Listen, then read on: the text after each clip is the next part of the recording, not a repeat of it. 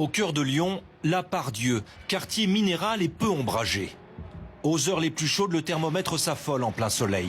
Plus de 36 degrés par endroit. Dans la barre de 230 logements, ce sont souvent les étages les plus élevés qui chauffent le plus. Au 14e étage, Théo Martin a appris à vivre dans le noir. On est plein est et forcément on a le soleil dès le matin, dès 6h, d'ici 7h.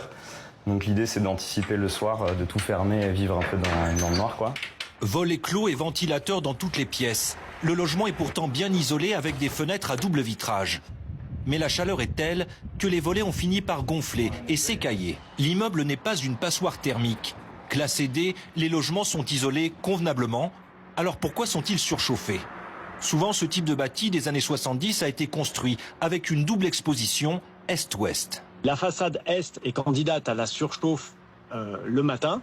La façade ouest candidate à la surchauffe l'après-midi. On comprend bien que quand le soleil est positionné relativement bas, les rayons du soleil pénètrent au plus profond et à travers les vitrages génèrent énormément de chaleur.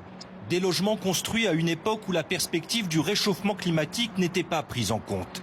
Certains considérés comme des bouilloires thermiques nécessitent des travaux.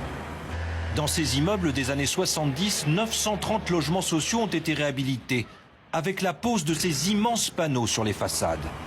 Un système d'isolation par l'extérieur pour rendre plus vivables les logements lors des pics de chaleur. C'est des panneaux qui sont faits en fibre de bois, donc ce qui va préserver très fortement la température dans les logements et éviter les flux froids comme les flux chauds. On a aussi retravaillé l'ensemble des loggias avec le changement des menuiseries et puis on a installé des occultations sur l'ensemble des fenêtres des façades ensoleillées qui n'en bénéficiaient pas jusqu'à présent. À la mi-journée, la chaleur est étouffante à l'extérieur. Comment les habitants vivent ces pics de température depuis les travaux ? Gisèle Mazoyer vit ici depuis 22 ans et note une légère amélioration. 28 degrés dans l'appartement, elle estime que cela reste supportable.